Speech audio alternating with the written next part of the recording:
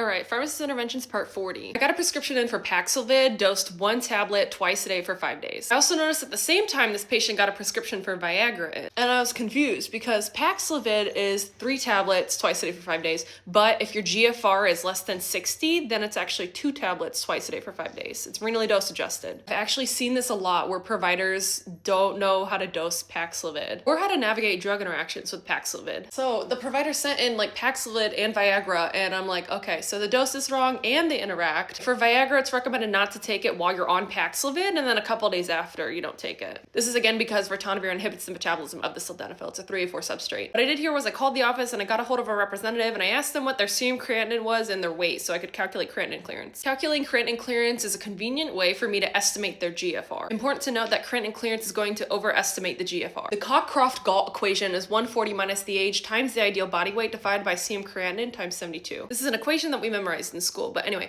I got a creatinine clearance of 57 mils per minute. So based on that and the GFR cutoff of 60 and less, that told me that this patient should be on the renal dose adjust Paxlovid. So 2 tablets twice a day for 5 days. Another pharmacist intervention that I had, this happens a lot, but I got the 0.1 milligram dosed EpiPen for a 20-something-year-old. This is the infant dose for less than 33 pounds. With this one, I called the hospital, got a hold of the provider, and did a verbal substitution or verbal switch to the 0.3 milligram dose, which is the appropriate dose for anaphylaxis in this patient. And then the last intervention, I had a prescription come through for Tamiflu, 75 milligrams twice a day, and I got a voicemail from the caregiver asking if it was ready for pickup. I called the caregiver back and they picked up the phone in line. I noticed on the patient's profile that they recently picked up a Paxlovid prescription like a few weeks or months ago, and that was renally dose adjusted down. So that told me that the patient had some sort of declined renal functioning. This patient was also very old, so with that recent Paxlovid and their age, that told me that they likely sent in the wrong dose for this patient. The treatment dose for Tamiflu is if your creatinine clearance is less than 60, it's 30 milligrams twice a day. And if it's less than 30, it's 30 milligrams daily. With this one, I told the caregiver that we had to hold off on dispensing the medication because I wasn't sure that this dose was appropriate for this patient until I got a hold of the provider to verify their renal function or their kidney function.